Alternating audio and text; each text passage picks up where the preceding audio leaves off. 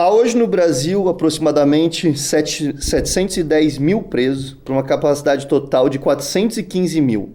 Um déficit de quase 288 mil vagas. Se a gente for contabilizar os presos em regime aberto e os que estão encarcerados da Polícia Civil, o número passa de 750 mil. Em 1889, o Brasil contava com apenas 90 mil presos. Sejam bem-vindos ao nosso podcast, que hoje vai falar sobre o sistema prisional brasileiro. Um tema polêmico, um tema que não vai ser simples da gente chegar a uma conclusão todos os seus debates, mas que nós vamos dar uma demonstrada e conversar um pouquinho mais sobre isso. Aqui comigo eu tenho ao meu lado meu grande professor Emerson, de redação, literatura, língua portuguesa. Olá, Vinícius. Olá, Daré. Aqui também temos o nosso grande Natan, professor de sociologia. Fala, pessoal, beleza? Hoje temos um advogado aqui presente, um advogado criminal, o Akira, especializado nessa parte penitenciária. Muito obrigado, é prazer. E também participando aqui hoje temos o Denis, que é o nosso estagiário de sociologia, futuro professor. Fala, pessoal. E é isso aí. Então, vamos lá. Como já foi apresentado, o nosso sistema penitenciário tem muita gente presa, né? E pouca vaga, efetivamente, para a gente colocar eles. Queria saber do professor Emerson, qual que é a opinião, assim, desse ponto de vista dele, que ele lê bastante, a gente sabe que tem muita literatura sobre isso, e vamos ver, né? Vamos analisar essas fontes. O que você tem a dizer, professor Emerson? Olha só, realmente é absurdo o número, né? Embora sempre ele seja divulgado de uma forma absoluta. Nós sabemos que o Brasil tem a terceira maior população carcerária do planeta, mas também é um país grande. Então, se você pegar todos os países com muita população, sempre tem muitos presos, né? Os Estados Unidos, que tem quase o dobro da nossa população, tem quase o dobro também de presidiários. O Brasil é o terceiro e o Brasil passou a Rússia recentemente. E nós temos visto algumas informações de que esses países que estão na nossa frente, se não me engano, é Estados Unidos, Índia e China. Estados Unidos com 2,2 milhões, em segundo lugar a China com 1,6 milhões, e aí vem como você disse, que é o Brasil com mais de 700 mil. Isso. E os dois primeiros têm revertido a tendência do gráfico, eles têm diminuído proporcionalmente. E o Brasil tem aumentado. E se o Brasil fosse executar todas os pedidos de prisão que existem, a gente passava 1 milhão. Portanto, se fosse proporcionalmente, talvez a gente estivesse ainda mais à frente ainda nesse quadro. O que é estarrecedor, né? E, diante desse problema, o que a gente tem que começar a questionar é se esse modelo está certo, se o modelo de encarceramento em massa que existe no Brasil, os motivos desse encarceramento é que eu acho que precisam ser levantados, porque também do outro lado, se a gente prendesse, tem vários paradoxos aí, né? A gente prende muito e parece que continua prendendo mais, ou seja, não resolve. O número de reincidência é muito grande. E o outro lado, o outro paradoxo é a população tem uma sensação de que a justiça não é feita, a polícia não prende. Então, como se nós temos a terceira maior população carcerária, a polícia não está funcionando, o judiciário não está funcionando. Né? Então, alguma coisa está errada. Alguma coisa está errada nessa equação aí, tem que resolver esse problema. É verdade. E para isso, né, foi ótimo você ter levantado esses dados, né? Nós somos terceira, acabamos de passar a Rússia, né? Comemorar, né? Comemoração, ultrapassamos a Rússia. Eu queria saber do professor Natan, desse ponto de vista social, exatamente como o professor Emerson acabou de dizer, né? O que você tem a dizer para a gente? Assim, é curioso a gente pensar sobre essa curva, esse crescimento no encarceramento no Brasil. Se a gente for pegar de 2001 para cá, na verdade essa curva ela se torna assim muito agressiva no movimento a partir de 90, que é uma alteração do Código de Execuções no Brasil. Quando vai surgir uma parte diferenciada dentro da legislação brasileira para crimes hediondos. E aí vai aumentar... Quando vem a lei dos crimes hediondos. A lei dos crimes hediondos, exatamente. A lei dos crimes hediondos. 1990.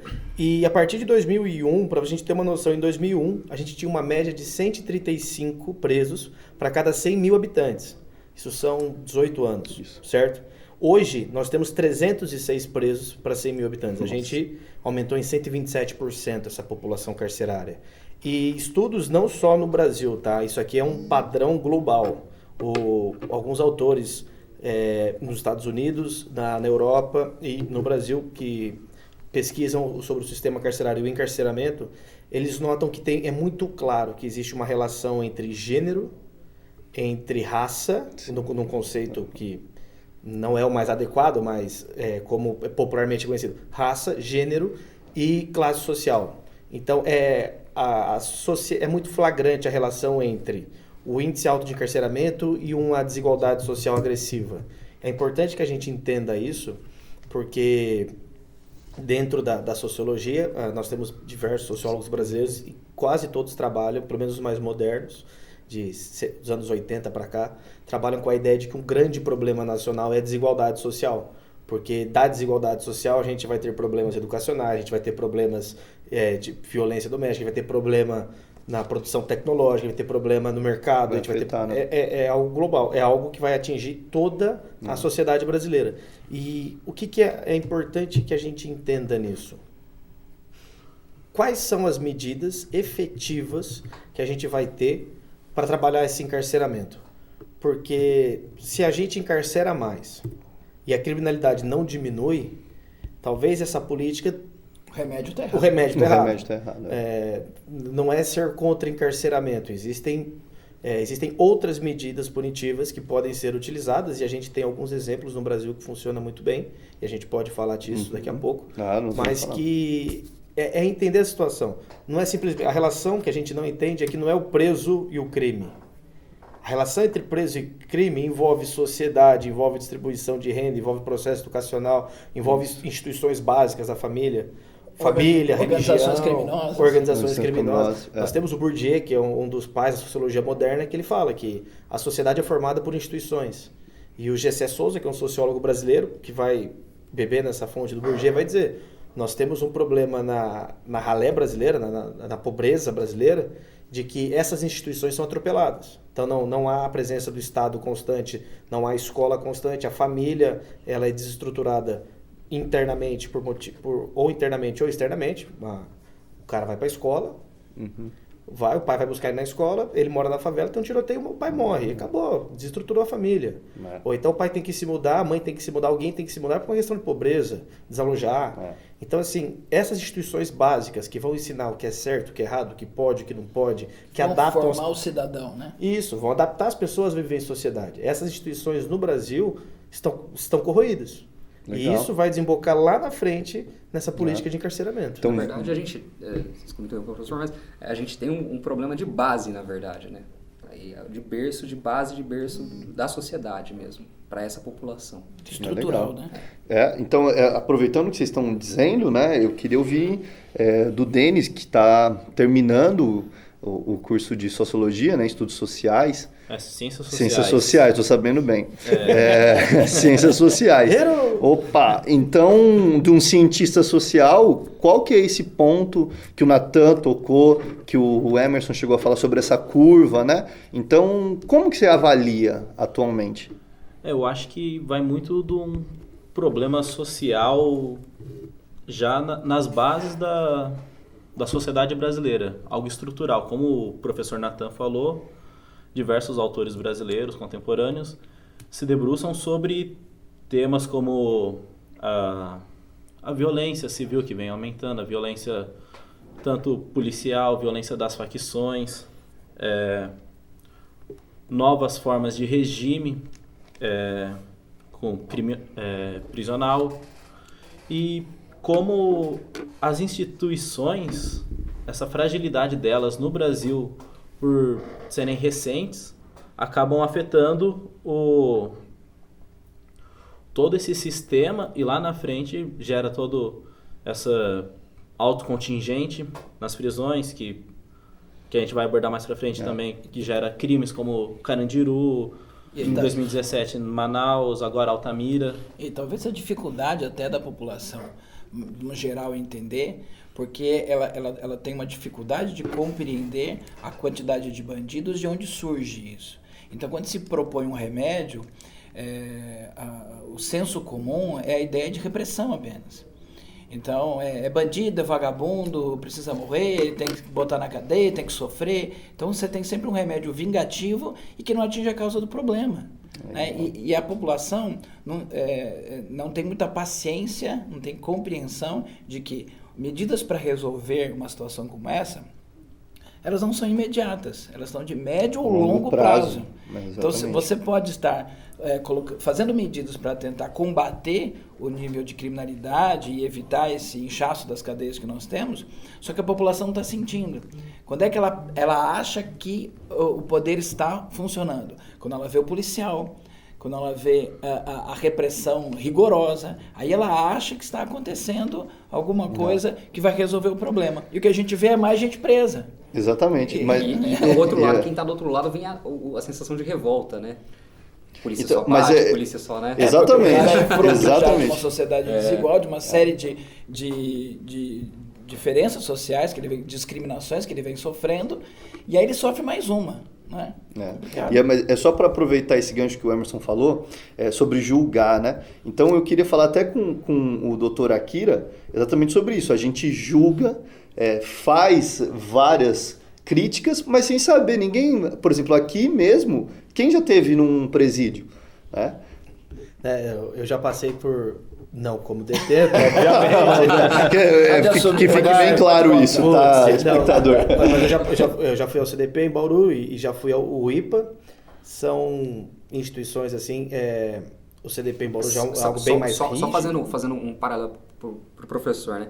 O CDP eu tenho presos de todos os tipos, porque ele é um centro de detenção provisória. Não, mas calma, a gente vai chegar, não dá o spoiler aí, não, você já vai explicar. O professor já está falando essa diferença, né, de sistemas. Porque dentro do sistema existem sistemas. Ah, sim, você vai explicar isso aí. O próprio tem IPA, os privilegiados dentro do sistema também. O próprio IPA ele tem uma proposta completamente diferente, que é algo que a gente pode... Legal. Eu queria então aproveitar esse gancho, né? A gente fala sem saber. Dá uma explicada então, doutora Akira, mais sobre essa sua visão, que você vai todo dia, né, tá constantemente pela região de Bauru aqui, até por outros estados, né, que eu sei que você já passou. Então, dá uma visão assim para todo mundo, porque eu sei que isso é muito falho, pouca gente fala, né? Como funciona o sistema? Isso. Tá, então vamos lá. A pessoa praticou um delito, ela vai passar por uma audiência de custódia, em 24 horas essa pessoa vai ser apresentada para o juiz.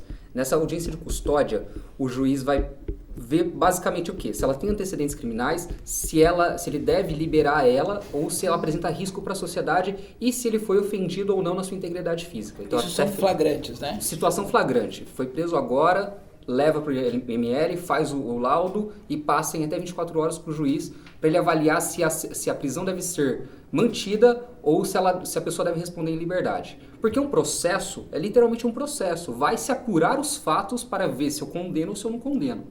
Né? Se existe a materialidade do delito, se aquela pessoa praticou aquele fato.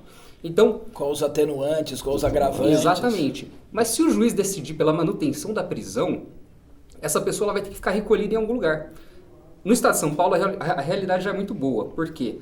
Na delegacia, ela só vai ficar até ser apresentada para o juiz. Depois que o juiz decidir, ou ela já é levada para a carceragem do CDP, que é o Centro de Detenção Provisória, ou ela é posta em liberdade. Ela sai da audiência com alvará pela porta da frente do fórum. Sem nenhuma... Sem restrição alguma. Claro, nenhuma. O juiz pode impor algumas condições. Passaporte, por exemplo, ela né? vai ter que talvez comparecer mensalmente para assinar enquanto o processo dela está andando.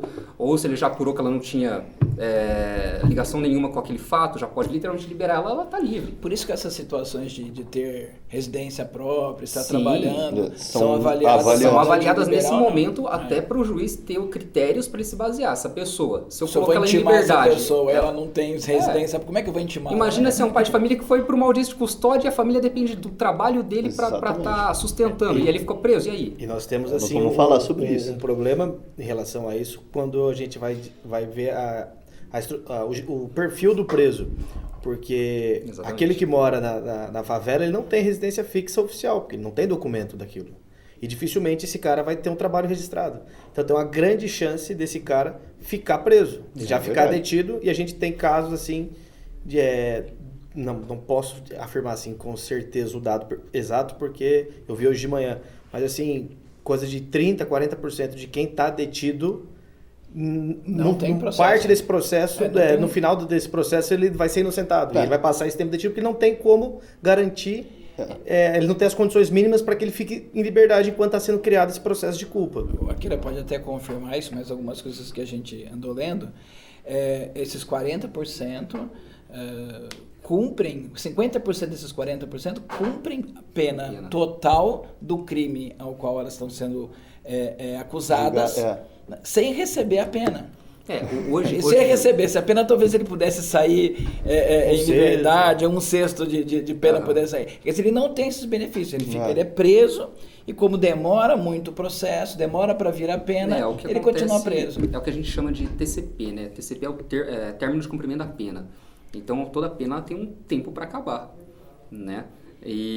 Mas assim, hoje no estado de São Paulo é muito difícil a gente ver isso. O estado de São Paulo está muito bem organizado e os processos hoje já são digitais. Então, por exemplo, um preso hoje que já está no que a gente chama de lapso para progredir de um regime prisional para outro, antigamente, pelo processo ser físico, ele ficava 60, 90, 80, 180 dias naquele mesmo regime, esperando o juiz conseguir olhar o processo dele. Hoje, em uma semana ele sai, progride de um regime para o outro. Tem estados que ainda fazem isso? Fazem, porque tem estado que ainda não digitalizou seus processos. Então, basicamente, é só São Paulo, então, que está... Agora que está mudando com os processos. Todos os outros. Mato Grosso, então, assim, aos poucos está crescendo. Rio de Janeiro é muito complicado. Parece que criaram um sistema, uma divisão só para avaliar esses presos que já cumpriram toda a pena e continuam presos sem receber a condenação. É porque isso também é uma questão de política pública, né? Sim. Mas que nem a gente estava falando. Então, o preso, ele passou pela audiência de custódia, por exemplo, ele caiu no CDP, Centro de Detenção Provisória. Lá ele vai ter contato com presos de todas as espécies, né? Até uma moda de falar espécie, mas de todos os tipos. Porque eu tenho preso que cometeu um crime mais grave, eu tenho o preso que está pela questão de pensão alimentícia. Cometeu um pequeno furto. Eu tenho um preso que ficou devendo tributo para o Estado, então cometeu um crime tributário e deixou... Então, assim, e aí você tem, né? Homicídio, né? Sim, mas então você tem presos de todas as estirpes. E aí, isso é muito complicado, porque você no CDP, por mais que você tenha que individualizar os presos, você não consegue ter uma cela para cada tipo de crime e fazer uma divisão total. E aí, então, começa também é o início do problema, né? Isso é o Estado de São Paulo que é bom, né? Exatamente. Que é organizado. E a gente está falando de São Paulo, melhor, né? O CDP é um centro de detenção provisória. Então, lá ele está provisoriamente. Quando sai a sentença dele, dependendo da condenação, ou ele vai para um presídio de regime fechado, ou ele, dependendo da pena, ele vai para um regime já semi-aberto, e se for uma pena muito baixa, ele já começa respondendo o que a gente fala no regime aberto, que é literalmente a prestação de serviços à comunidade, né, ou cesta básica, ou literalmente a prestação em escolas e tudo mais. Então, para a pessoa entrar no sistema, ela tem também tudo vai depender do que ela foi condenada e quantos anos de cadeia ela vai ter que responder.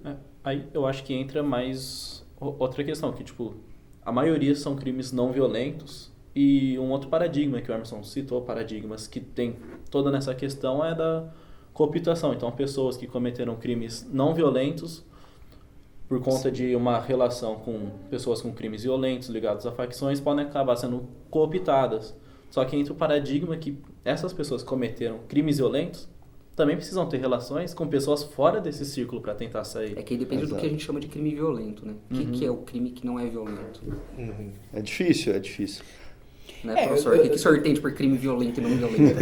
Eu acho que quando o Denis sociologicamente falando, né? Quando o Denis fala em crime violento, eu acho que ele é uma divisão mais ou menos assim. Os crimes que atentam contra a vida e os crimes, estupro, agressões, e os crimes que atentam contra o patrimônio, que são uma pessoa que deixa de pagar a pensão, ele vai preso. E não é um crime violento no sentido que ele atentar diretamente à vida, ainda que atente de forma indireta. Sim. Mas esse cara vai andar com, por exemplo, como o doutor disse, a gente vai estar ali dentro do CDP e esse cara pode ficar preso com o traficante nesse período. Ele vai ficar detido ali. E corre-se o risco de uma cooptação do cara ao crime organizado. Ele pode ser... Sim, pode ser a porta de entrada dele. Isso, ele pode ser convidado. Você vai ter que levar um recado para mim. E a gente entende que É o que a gente está discutindo. O estado de São Paulo é um estado que evoluiu muito, tanto em segurança pública fora dos presídios, como dentro dos presídios. É muito raro hoje a gente ter alguma notícia de rebelião dentro dos presídios de São Paulo. A gente não pode comparar, só que a gente também não pode comparar a realidade de São Paulo com a do realidade, Brasil. Por exemplo, os estados do norte do Brasil, eles têm o triplo da população carcerária para a qual eles têm presídio. A aí, superlotação é muito maior nesses estados. sim, né? e aí a gente cai num O controle é bem menor. Em São Paulo a gente não tem aquelas situações de containers, né? Que tem preso em container dentro de viatura. Isso não acontece em São Paulo. Eu tenho só um dado aqui para jogar para vocês, aproveitando, que em São Paulo a gente tem atualmente, desde hoje de manhã, quando eu peguei esses dados, nós temos 232.229 presos para o número de vagas suportados de 143.146. Nós somos um estado bem. Agora, já Pernambuco, ele conta com 32.781 para o número de vagas de 11.767. É o que tem realmente a maior superlotação. E isso vai cair na reincidência, porque filosoficamente falando, sociologicamente falando, nós temos uma autora alemã que célebre por trabalhar sobre o nazismo, e ela também vai discutir questões sobre liberdade, que é a Hannah Arendt. E a Hannah Arendt ela vai falar que a gente não pode exigir dignidade das pessoas que não são tratadas de forma digna. Então, o preso que é jogado numa cadeia que tem espaço para 3 pessoas, onde só... Que já vem sendo tratado de uma forma não digna como cidadão. Sim. Né? Aí aumenta a falta de dignidade dela. E aí esse cara ele vai ser cobrado fora do presídio como um indivíduo que tenha tido acesso à educação completa, a estruturas sociais completas, sendo que ele não teve. Você imagina, o indivíduo foi preso por qualquer tipo de crime, tá? Ele vai para a cadeia, ele fica numa cela que é para 20 pessoas e tem 50, então ele vai ter restringido seu direito à saúde, seu direito o direito à liberdade é restrito pela lei, mas ele ainda tem direito à saúde, ele tem direito à dignidade, ele tem direito à privacidade condicionada, mas ele tem direito à privacidade, ele tem direito à integridade, ele tem direito à educação, ele tem direito ao lazer, e esses direitos não serão atendidos de forma satisfatória. E até para não sofrer lá, a gente está falando da cooptação, para não sofrer lá, porque ele está entrando num ambiente onde ele não conhece, ele é convidado a se integrar num grupo ou no outro grupo. Estava lendo uma que nesse presídio de Altamira, o Estado perguntava na entrada, aí talvez no momento ali da triagem, para qual facção ele ia entrar. Ele preferia. Se era o Comando Vermelho, se era a classe A. Quer dizer, o próprio Estado já fazia a pergunta antes. A triagem era completa, né? Completa, quer dizer, nem era cooptação lá. Imagino que até o Estado faça isso com bem intencionado, né? Por exemplo, se eu está entrando alguém na prisão, eu não sei se esse sujeito, por exemplo, é de uma facção inimiga, eu coloco ele junto com o PCC, Comando Vermelho, não sei, o cara já morre. Assinou a sentença de morte. Isso, então eu tenho que perguntar para ele até para encaminhá-lo para o lado correto. Senão acaba virando uma rinha de presidiários, né? Acabam levando a mais violência ainda. Você está tentando acabar a violência com mais violência e gera uma violência enorme ali, porque são brigas de facções, brigas enormes que estão vindo já de outros estados e estão chegando no norte disputando toda a geografia local. Só para a gente ter uma ideia do panorama local, né? Que estava até mostrando aqui o professor Vinícius. O próprio governo divulga no site dele a população carcerária de cada unidade prisional dele. E em Bauru, a gente acabou de levantar. Então, aqui nós em temos Bauru, aqui 3 unidades, 4 unidades. A gente tem o CDP, nós temos a P1, a P2 e o IPA, que é PP1, 2 e 3, né? Só dando alguns dados, então, do CDP, por exemplo, de Bauru, ele tem 1.215 presos para uma vaga, para uma capacidade de 844. E o CPP, né, que é o Centro de Progressão, ele tem 2.444 presos para uma capacidade de 1.710. Quer dizer, não é uma realidade que você precisa ir longe, né? A Penitenciária 2, ela tem 2.503 para uma população de 1.706. Foi onde teve fuga o ano passado. E isso... Não, foi no IPA. No IPA. E isso o doutor tá falando que, pela sua própria experiência, e isso é um lado bom. Veja, porque agora há pouco se perguntou, né, o que é violento, né? O que é ser violento? Ou seja, depende de referência. Se o advogado que trabalha diretamente com isso diz que a nossa realidade é uma realidade ainda boa perto do panorama e a gente tem uma quantidade maior de presos do que deveria ter. Então a situação fora daqui é insuportável. Então, falando sobre exatamente isso, professor Emerson, a gente vai puxar um gancho. O grande problema, como vocês disseram, que é a escola do crime, né? Vira uma escola do crime. A gente tem essa junção, né, de pessoas com crimes mais leves, crimes mais graves, e com isso a gente tem a conclusão de rebeliões. Por exemplo, a mais famosa foi Carandiru, no dia 2 de outubro de 1992, que a gente teve oficialmente computados 111 presos mortos. Existe muita controvérsia quanto a isso, eu quero ouvir a opinião de vocês, principalmente do professor Emerson, sobre isso, que existem várias versões. Existe a versão da polícia, existe a versão dos presos, existe a versão de perícia da época, e todas são contraditórias. Cada um fala uma coisa e não chegou-se a um consenso. Responsabilizou-se o coronel Biratã, ele chegou a pegar vários anos de cadeia e, de repente, na hora que ele foi liberado, morreu. Na entrada, explodiram um botijão de gás, ele foi atingido, perdeu a audição. Tal. Ele não entrou.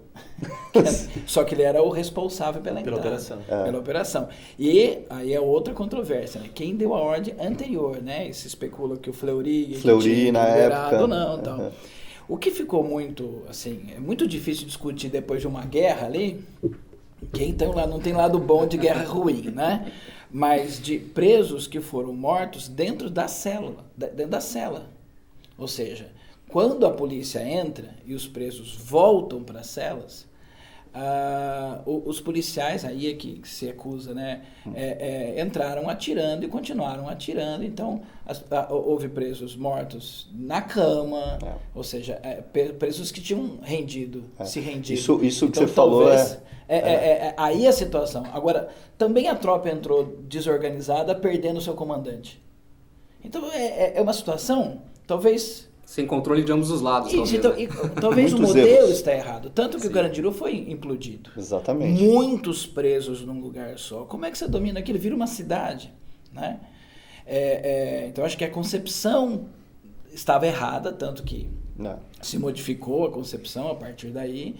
E o que eu acho que a gente tem que fazer é não chegar de novo a essa situação. Nós temos que atuar para que a situação não chegue num novo Carandiru. Né? Tem diversas versões. O que a gente não pode deixar de frisar é que houve uma centena de pessoas que estavam sob custódia do Estado e que foram mortos pelo Estado. E que... Até a rebelião não era para ter acontecido, então, né? Exatamente. Esse é o ponto.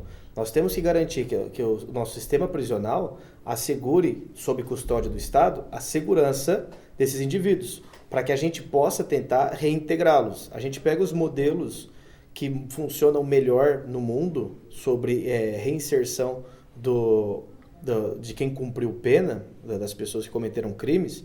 Em todos esses modelos, os modelos mais eficientes são aqueles que ou previnem muito cedo o ato violento, que é o caso da Holanda. A Holanda ela tem gerenciamento de agressividade para criança de 6 anos. A criança começa a ficar violenta com 6 anos, eles têm um tratamento diferenciado com psicólogo, e aí é um investimento pesado lá embaixo.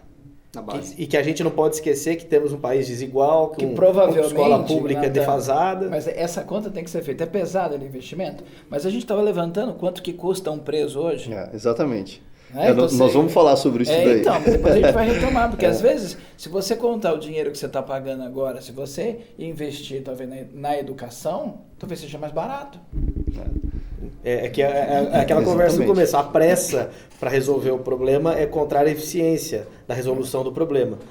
Mas assim, todos os modelos mundo afora, inclusive brasileiros, em que a reinserção é positiva, a reinserção é eficiente, em que a reincidência do crime é baixa, são nos lugares onde o preso ele é tratado de forma mais digna, onde o preso ele é tratado de forma mais respeitável e duas coisas são importantes nisso: a educação do preso e a capacitação do preso.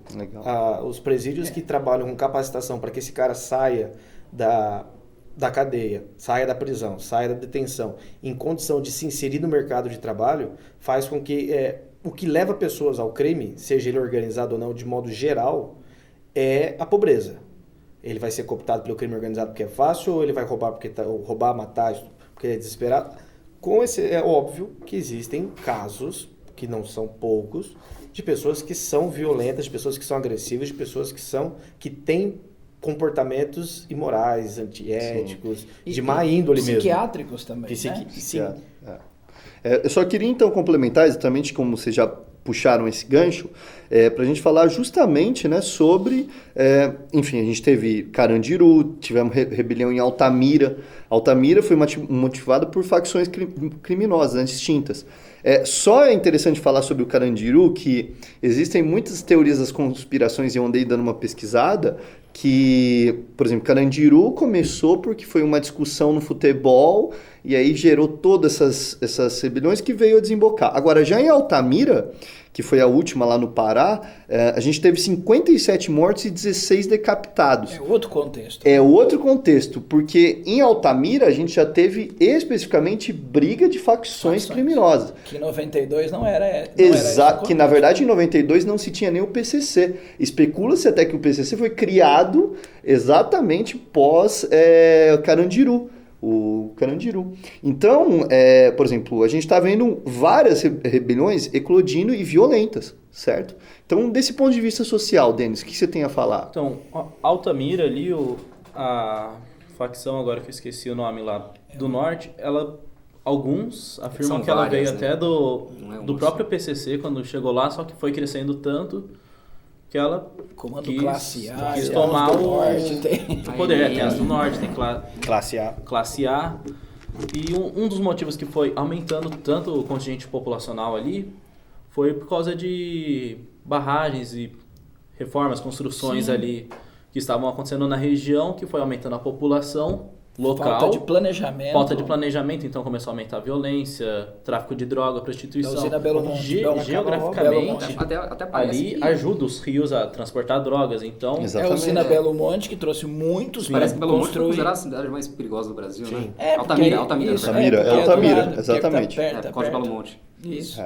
E foi por causa da usina de Belo Monte ali que a Altamira foi recebendo muitas pessoas e não conseguiu receber todas essas pessoas. E como a gente já abordou no começo, desigualdade social leva à violência, violência leva a essa calamidade que a gente está vendo. E encarceramento apenas, né? E eu lembro, Denis, só agora puxando então para mais esse lado jurídico da coisa. Quando teve a rebelião de Altamira, falou assim, nossa, mas eu acho um absurdo, os presos que morreram vão receber a indenização do Estado e essa parte toda que a gente precisa discutir agora. Eu queria chamar então o doutor Akira para conversar com a gente exatamente sobre esse auxílio reclusão, esses benefícios que muita gente fala sem saber. Então vamos esclarecer de uma vez por todas isso. Então, o preso tem regalias demais? Vamos é um hotel, né? Vamos individualizar então. A questão da pessoa ser indenizada ou da família ser indenizada porque o preso morreu, sofreu uma agressão, qualquer coisa do tipo, dentro do sistema prisional, isso decorre da responsabilidade civil do Estado. Então, a partir do momento que o Estado retira essa pessoa da sociedade e fala, eu vou cuidar dele, tentar ressocializar ele, então ele passa a ter que indenizar caso alguma coisa aconteça com ele. Isso, claro, gera milhões de discussões, principalmente nas questões, por exemplo, dos presos que se suicidam no sistema prisional. E aí? Às vezes você não tem um controle. E aí? E se ele se suicidar, vai ser avaliado? Então depende, ele passou por um controle psiquiátrico? Ah, interessante. Não passou? Ele já tinha um histórico? O Estado tem que apresentar que ele prestou o serviço, todas as ações necessárias para evitar esse suicídio. Se isentar da responsabilidade, tem que comprovar também. Então, assim, mas acho que não é o mérito da nossa questão.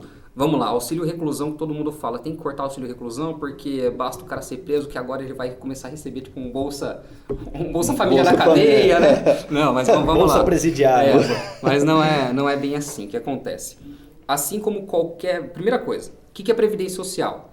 Previdência Social, INSS, né? Instituto Nacional de Seguridade Social. Quem tem direito a receber qualquer benefício do INSS? Quem contribui. Quem não contribui, não recebe, certo?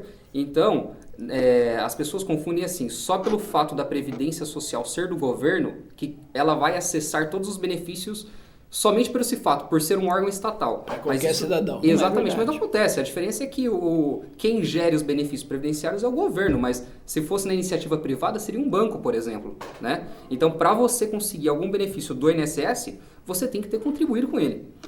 Então, pro preso, para a família do preso, os dependentes dele receberem o auxílio reclusão, a condição básica é ele ter registro em carteira e estar contribuindo com a Previdência.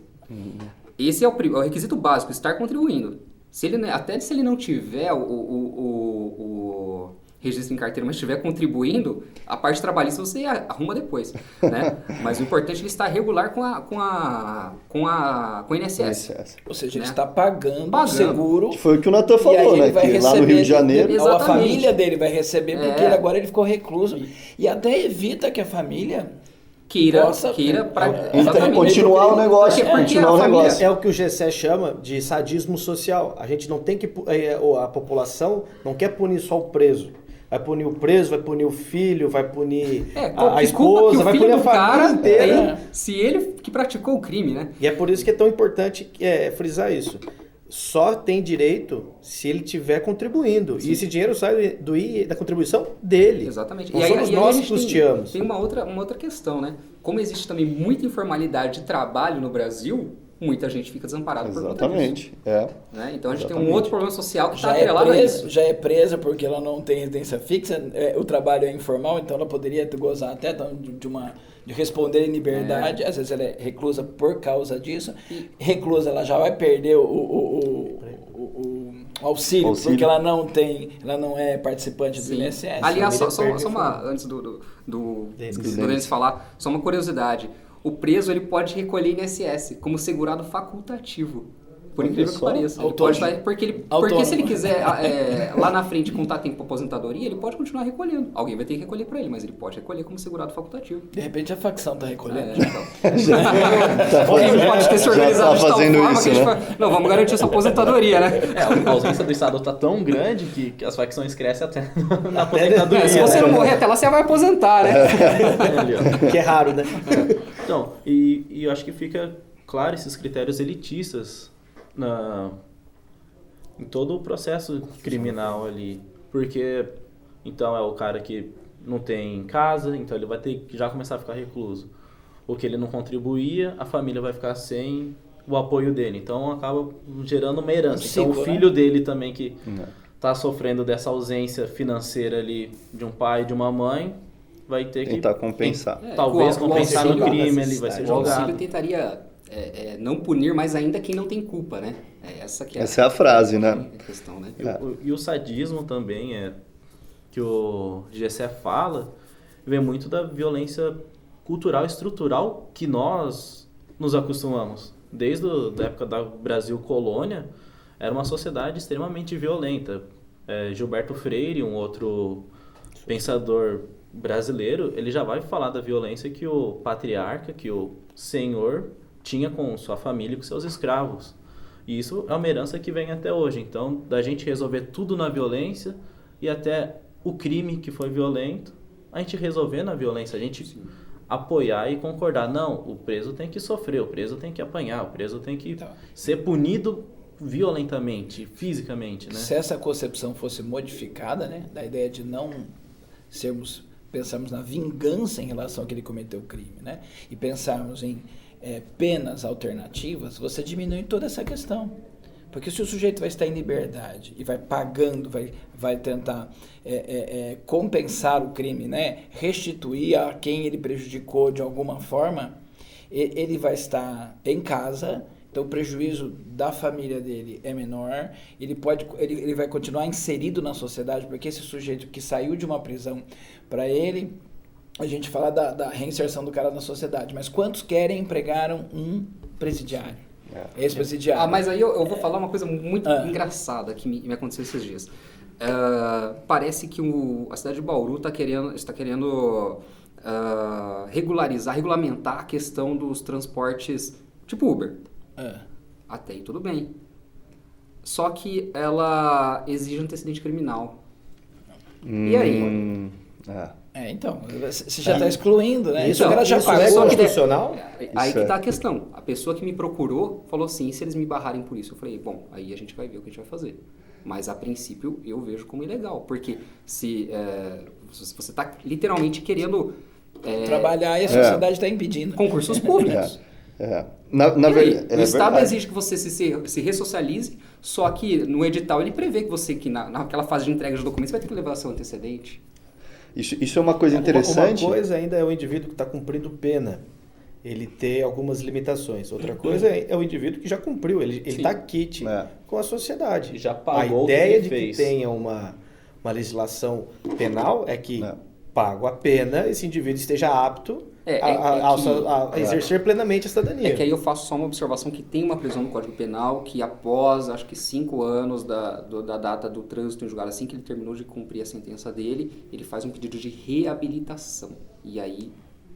Legal. Zero, Só para puxar para essa A parte. gente precisa terminar de falar do auxílio de reclusão. Mas só um segundo, só para falar dessa. vamos continuar Exatamente, usando senão vamos o continuar. preço de folgado. Mas pronto aqui pra usar, eu sei não que, eu sei que o faço. assunto ele é bem extenso, né? Mas, por exemplo, o Brasil ele tem um grande problema que a gente vai conversar sobre as prisões no mundo inteiro, né? Que ele dá benefícios para grandes empresas se entrarem em presídios. Ele dá isenção de imposto. Eu não sei até que ponto é esse valor. A mão de obra do preso ela é uma mão de obra mais em conta, mais barata. Exatamente. E mesmo assim as grandes empresas não entram. Por quê? Porque é o que vocês falaram, o estigma. Né? Você já pensou vamos dar um exemplo aqui de uma empresa gigantesca, você fala assim, não vou comprar mais esse produto não, porque eles estão trabalhando com preso. Então isso ainda existe, né? Esse estigma é... A ideia de exclusão do indivíduo. Exatamente. Né? E qual tem que a apagar condição- o indivíduo da sociedade. E qual é a condição desse presídio de oferecer condições para que a empresa utilize essa mão de obra? A gente Exatamente. não pode esquecer disso. Se a gente tem Exatamente. presídios superlotados, como é que a gente vai dar condição da empresa de absorver parte dessa mão de obra? É que isso está no nosso dia a dia, a gente não vê. Quantas vezes a gente não passa na rua e vê a Operação Tapa Buraco ou Cidade Limpa? Quem faz são os presos das penitenciárias aqui de Bauru, que trabalham para a prefeitura. Legal. Né? É que a gente não vê porque eles estão de tornozeleira, só que eles estão de calça, então a gente não vê.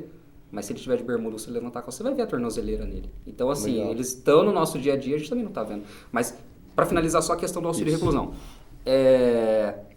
Primeira coisa, então, o preso ele tem que estar contribuindo com a Previdência. Segunda trava,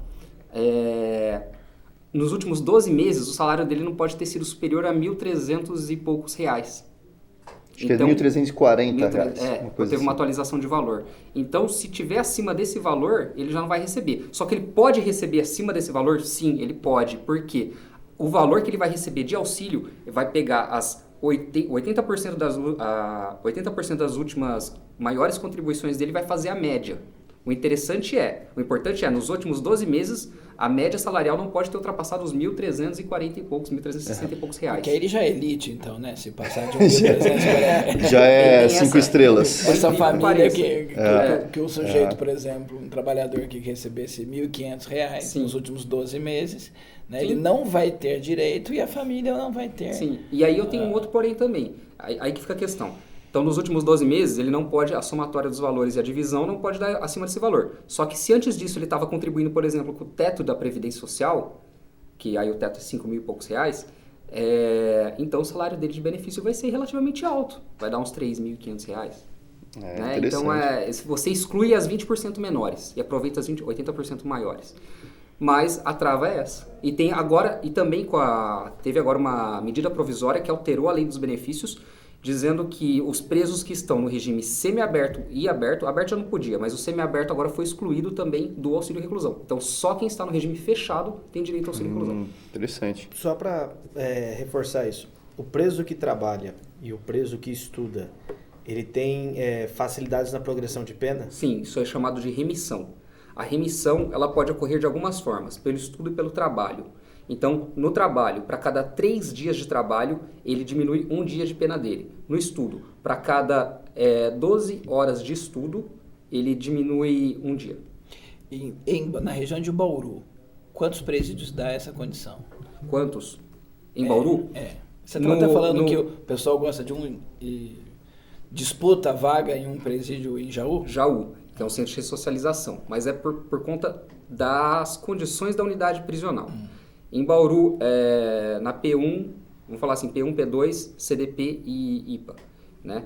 CDP, eu acho que só tem os trabalhos internos aqui. Então, é a faxina, a limpeza do ambiente e tudo mais. Então, aquelas tarefas internas tem, mas não para todos. Então, não são todos que às vezes conseguem. mesmo o cara querendo... Isso. A própria sociedade não dá condições, ou o presídio não dá condições, para que ele busque a ressocialização dele. Agora, na P1 e na P2, que são regimes semi-abertos, a maioria também trabalha ou nas empresas que estão instaladas lá dentro, e no IPA também, ou também no serviço interno, manutenção interna, externa, assim. Então, em tese, não faltam muitos trabalhos. A maioria trabalha aqui no regime semi-aberto. No regime fechado é diferente. Mas aí é legal. Por conta do tipo de regime. Legal, galera. A gente já está chegando pro final e aproveitar já que vocês falaram de Jaú, vamos falar sobre o mundo, né? Falou Jaú, mundo, né? Tudo a ver, cidades grandes, né? Do lado. E só para finalizar, Então, o que a gente tem assim em termos de mundo? São 3 países que são muito interessantes de a gente citar. A Rússia, Portugal e Chile, que são 3 países que, segundo as pesquisas que foram feitas, principalmente sobre a Carta Capital e sobre a revista Piauí, a gente tem que eles tiveram remissão. Então, por exemplo, a Rússia conseguiu baixar porque o Putin ele deu a tal das anistias amplas, que ele fez reforma na legislação penal, mudou principalmente a parte das drogas. O Chile também mudou a legislação. Agora, Portugal tem uma coisa muito interessante. Portugal ele adotou mudança na política de droga e ele descriminalizou o porte de todas as drogas para o consumo pessoal. Então, isso eu quero ouvir a opinião de vocês agora. Até lembrando de uma coisa, a gente está discutindo um tema que é bastante importante, que poderia ser um tema de vestibular, que poderia ser o tema do Enem, e o Enem propõe, ele pede que você faça uma intervenção que resolva o problema, procure amenizar o problema e que respeite os direitos humanos. Uma talvez medida que fosse criar um impacto, como a gente diz, quase que imediato, porque a gente estava falando, né? A pessoa não consegue entender que demora para você mudar esse estado de coisa. E aí ele quer sempre o guarda na repressão, o policial agindo ali, encarcerar o sujeito. Seja essa revisão na política de drogas. O Brasil, ele descriminalizou o usuário, só que ele não disse qual é a quantidade de droga que o sujeito pode ter ou não. Então fica subjetivo. O delegado vai decidir. O policial ele vai decidir se o sujeito é um usuário ou se é um traficante. Se você está com um carrão branquinho, né? e foi pego com droga, você é da elite, dificilmente você vai ser o traficante. Mas se você estiver numa situação, né? É um negro, uma situação de próxima da marginalidade, com certeza esse sujeito está ganhando dinheiro. Mas aí, por exemplo, pergunto para o senhor, uma pessoa presa com 8,6 gramas de droga, deve ser considerado traficante? Então, o que Portugal fez? Você lembrou de Portugal? E eu vi isso recentemente. Portugal chamou os técnicos e fez um pedido. Quanto que seria uma quantidade de usuário? De maconha, de cocaína, de todas as drogas. Quanto seria considerado um usuário? E o critério é objetivo. Você está com aquela porção, você é usuário. Então você tem um problema com a saúde. Se você é um viciado, você tem um problema de saúde. Por exemplo, bebidas. Mas o senhor não acha que está errado? O que acontece na prática aqui no Brasil? O sujeito é um usuário de maconha, e aí 40%, dados que eu li, 40% dos presos são encarcerados por flagrante, porque os nossos inquéritos atrasam, não são feitos inquéritos, tal. Então, esse inchaço das cadeias são presos flagrantes com uma quantidade pequena de maconha. E aí eu pego esse sujeito e coloco ele para ser soldado da facção. Então, aí que é o grande problema. A famosa escola do crime. Mas o senhor lembra de cabeça qual foi a quantidade que eles fixaram ou não? Não lembro. Tá. Isso acho que tinha que ser critérios técnicos mesmo, né? O que seria? 6 gramas não é nada. É, Só que a polícia prendeu o cara falou. com 8,6 gramas na pesagem total. Fracionado, dava 50 pedras de crack. E mais dinheiro trocado. Não, sim, mas Por isso que tem que ser... Então o critério é complicado de você Por isso que sim. O que é quanto de crack? Quanto de cocaína? Então. Quanto de maconha? Mas está fracionado? Ou não? Eu acho que é do ponto de vista biológico, exatamente. Mas aí você tem que ter o critério científico, técnico. Isso, Crack exatamente. é quanto? Exatamente. Quantas pedras? Do Tem ponto que de vista biológico, né? O que tem acontece aí? O que é? Para você ter um critério mais objetivo. E encarcerar menos. Porque um sujeito que fumou maconha, ele é um perigo para a sociedade. Ele tem que ser preso, ele tem que retirar da sociedade. Nós poderíamos pensar na questão da legalização das drogas. Existe o Uruguai com uma proposta, né, que já é em execução. Vários estados nos Estados Unidos também estão indo nessa linha. Eu acho uma questão mais polêmica e acho que ela envolve não só o Brasil. Né? O Brasil é um país que, se o Brasil ele resolve então legalizar as drogas, ele vai começar a ter problema com todos os vizinhos. Então isso é uma política que eu acho que ela tinha que ser global, né? Global. Pelo menos da América do Sul, né, para que isso pudesse ser encarado de outra forma. Mas enquanto não chega uma situação como essa, que é mais polêmica, você evitar o encarceramento em massa que nós fazemos. Né? E aí que é a função da audiência de custódia. Isso, e que é o muito furto, criticado, né? Se você pega os 3 principais motivos que o sujeito é preso, nenhum deles é um crime violento. Os 3 principais crimes que fazem com que a gente encarcere as pessoas não são crimes violentos. Então, a pessoa não precisava estar presa. Não era um custo para o Estado, não era um estigma para o indivíduo, não era soldados para o tráfico de drogas. Agora, a questão é complexa. É complexa. Não é uma medida. Quando a gente fala que é complexa, é que não é uma medida, são várias. Até porque a gente teve hoje, né, aquele caso que está na região aqui, né, da menina que veio a por exemplo, um estuprador é um crime porque o cara violento. já tinha um antecedente por estupro, já tinha, e ele estava em liberdade, né? Então, e aí vem até uma questão que eu difícil. estava lendo, Dareca, questão psiquiátrica. Exatamente. Porque se o sujeito não tem condições, ele pode ter cumprido a pena. Mas se ele não tem cabeça... O pedófilo é um doente. Exatamente. Ele pode ter cumprido uma pena máxima no Brasil, que é de 30 anos. E se ele é doente, quando ele sair e ele tiver ele vai oportunidade... continuar doente. Então você precisa ter uma avaliação diferenciada aí também. Né? Sim. E os presídios, as unidades psiquiátricas de detenção, é um outro problema brasileiro, assim, que é... O holocausto brasileiro. É terrível. Mundial, as condições são, assim... se a gente entende o presídio de pessoas, teoricamente, sãs, como algo já medieval, se a gente parar para analisar as detenções psiquiátricas, são coisas muito pior. Dá outro podcast. Dá outro podcast. Sobre a questão do tráfico, do flagrante, eu estou guardando o Hegel desde o começo, eu vou usar para a gente fechar, não posso deixar de usar. O Hegel é o paradoxo de Hegel, que ele fala sobre, quando ele vai explicar a dialética, ele fala sobre o combate à violência. Hegel vai estudar a legislação dos estados germânicos antes da unificação e vai tentar entender como é que esses estados se organizavam. E aí o Hegel ele vai dizer o seguinte: qual é a tese? A tese é que tem que se eliminar a violência. E qual é a antítese disso? Qual que é a oposição disso? O Estado, para evitar a violência, ele cria leis violentas. Ele cria leis que reprime com que restringem a força. Ele vai usar a força policial, mas ele vai usar leis que restringem a liberdade. Ele vai utilizar proibições individuais. Ele vai utilizar vários tipos de violência. E qual é o resultado disso? O resultado é que a violência ela se mantém fracionada e especializada. Então, dentro de uma lógica de progresso contínuo, a violência ela não só aumenta, como ela se aprimora. Porque como o Estado utiliza a própria violência, vai se criar formas de burlar essas novas táticas. Daí as facções. Ter força para enfrentar o profissionalização Estado.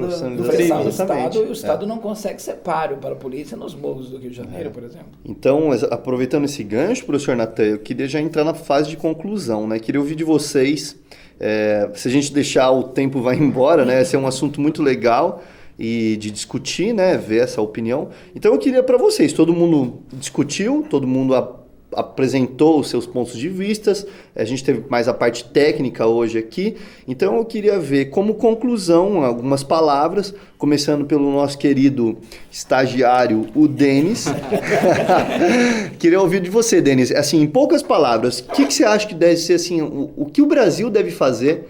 Vocês falaram muito sobre o Estado, eu vou depois fazer um apanhado, mas para você, Denis, o que seriam as medidas para corrigir isso? Eu acho que uma das medidas já é o que a gente está fazendo aqui nesse podcast, porque democracia se faz no diálogo, na discussão, como o Habermas vai falar, é no diálogo que acontece a democracia.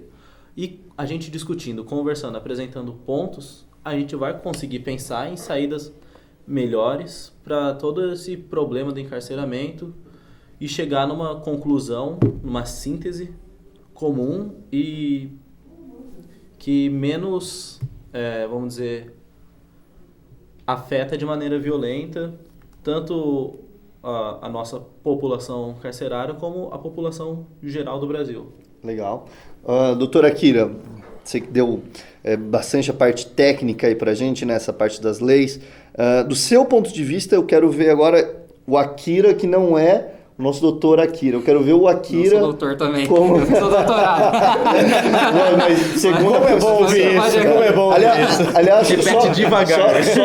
Só pra eu ficar tranquilo, ainda existe, por exemplo, eu que tenho 2 faculdades. Se eu for preso, eu tenho cela separada ou não? Não, a cela especial, feita a divisão antes do que a gente chama antes da sua condenação. Então não vou cometer nenhum crime, não. Obrigado. Obrigado. Enfim, mas vamos lá. Aqui, do ponto de vista como cidadão, o que você acha aí que pode ser a solução para esse nosso sistema? A solução é investimento em educação de base. Eu acho que não tem outra solução a não ser o investimento literalmente na população vulnerável do país. Se você não fizer isso, você não resolve o problema. Legal. Eu acho que esse é o ponto base, não só pro sistema prisional, mas como pro Brasil e para frente em geral. E aí você entra até na questão da economia e tudo mais, que você precisa que o país caminhe para frente para que a sociedade evolua e você consiga fazer um controle de todo o Estado, para que literalmente o Estado faça o papel dele. Né? Legal, professor Emerson, conclusões. No Enem você tem que falar o que fazer, quem vai fazer, como fazer. Uhum. E aí, quando a gente fala que é complexo, é porque são multifatores.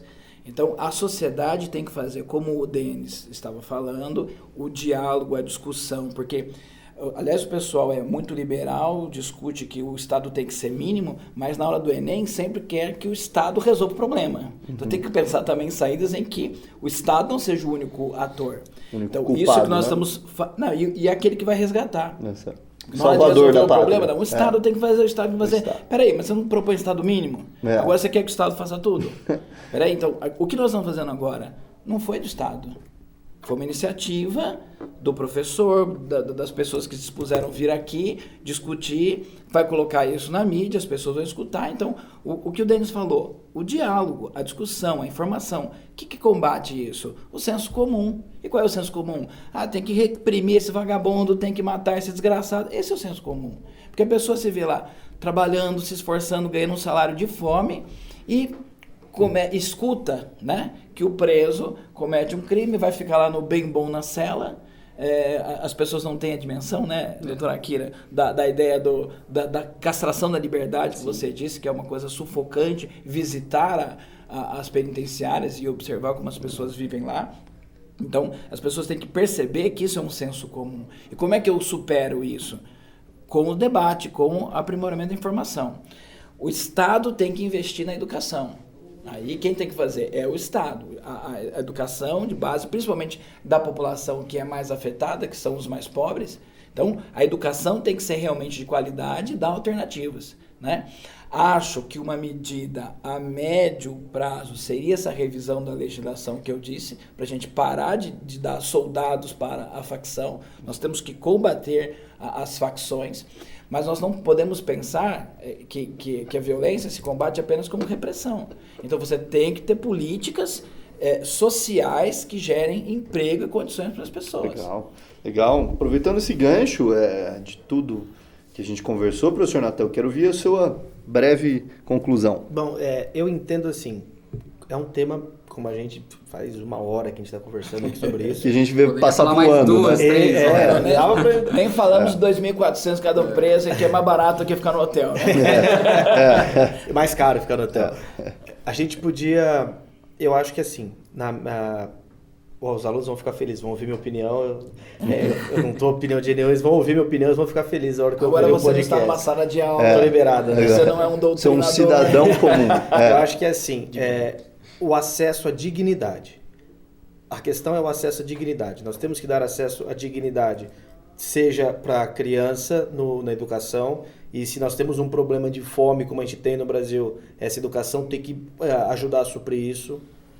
Com escola, essa escola tem que ser em tempo integral, com comida, para a criança comer no intervalo, comer no almoço, comer à tarde, e com menos fome, essa criança corre o menos risco de entrar para uma facção criminosa, de entrar para o crime, porque ela não está morrendo, e ela tem mais acesso às instituições formadoras. É o resgate da cidadania. É o resgate da cidadania. Eu não acho que o problema seja a punição, porque eu acho que a gente pune demais, na verdade. A gente pune a pessoa além da dignidade, a gente ultrapassa os limites da dignidade quando a gente no sistema carcerário nosso, porque ele está superlotado, porque ele está sucateado, e a gente ainda está usando, e a gente ainda está em São Paulo, que é um estado que tem evoluído muito em relação a isso. A gente não pode deixar de elogiar.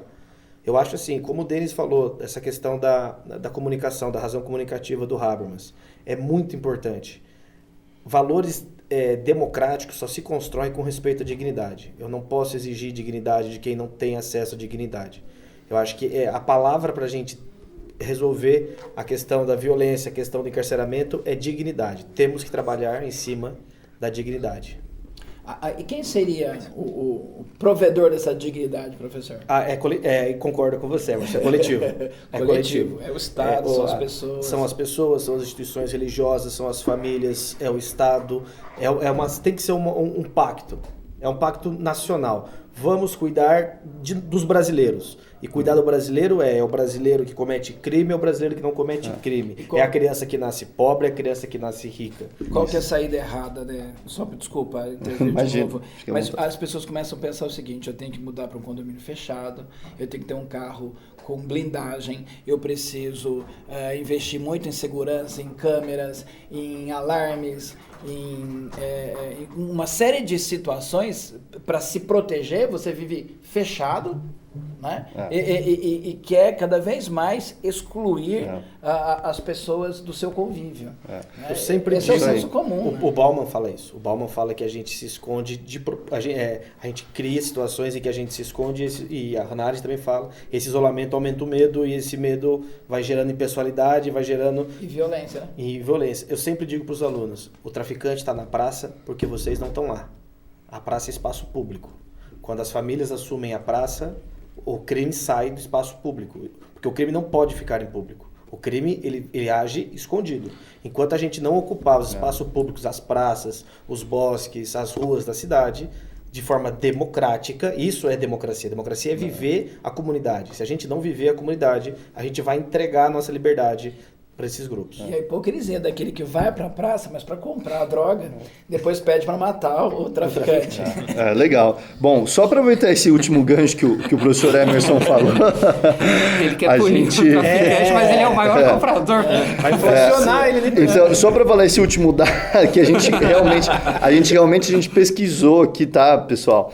Nós precisamos que um preço de um hotel em São Paulo, 3 estrelas, a gente consegue achar aí por volta de R$1.000 até R$2.400, você consegue ter 29 diárias, você ser hospedado.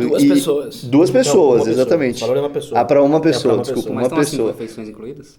Café da manhã. Só café da manhã. E um preço de um hotel são muito e um preço, a superiores, condição média dele, né, de manutenção é de R$2.400. Só para ficar essa última informação. Bom, para finalizar, né, a conclusão... E R$2.400 o preso, e as pessoas atribuem ao preso a culpa disso. Então, é claro que as condições que eles vivem não custa esses R$2.400. Né? O sistema, ele é caro porque ele é ineficiente, tem desvio, tem uma série de coisas. E aí a gente culpa ele de novo, a gente culpa ele de novo. Não, e aí a gente volta no assunto de novo. Enfim, galera, então a conclusão que a gente tira, pelo menos que eu peguei de vocês, é que a gente tem que fazer uma enquete no Instagram, é isso, Denis? Que você queria? E governar isso daí, falei, mas brincadeiras à parte, pessoal, a conclusão que a gente tem é o seguinte, a gente tem que ter essa diminuição de presos provisórios, a gente tem que ter mais trabalhos, ver essa iniciativa, e como foi fechado aqui a conclusão, ter essa participação de cada indivíduo nesse assunto, né? Debater, trazer para casa, discutir essas ideias e procurar se informar. Acho que a informação é o grande ponto-chave. Pessoal, a gente vai se despedindo por aqui nesse podcast que ficou um pouquinho grande, mas que tenho certeza que você vai ver que a hora não vai passar. Grande abraço, pessoal, e até o próximo. Fomos, Papo de Professor se despede por aqui. Até mais.